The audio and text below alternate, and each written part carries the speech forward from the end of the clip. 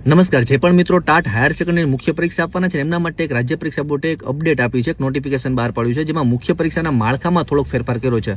મિત્રો સિમ્પલી ફેરફાર તમને સમજાવી દઉં. પેપર 1 જે હતું ને એ પેપરનું માળખું, માર્ક્સ એ બધું સરખું છે, પણ અહીંયા નિબંધ જે છે ને પેલા એક જ નિબંધ લખવાનો હતો 20 માર્ક્સનો, હવે તમારે બે નિબંધ 10-10 માર્ક્સના લખવાના છે.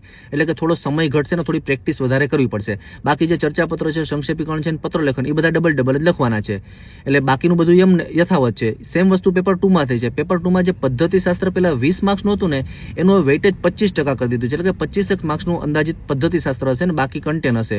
અને એમાં પણ લખ્યું છે એટલે હવે તમારે પદ્ધતિશાસ્ત્ર ઉપર થોડું વેઇટેજ વધારવું પડશે. બાકી એમાં બીજું બધું યથાવત જ છે.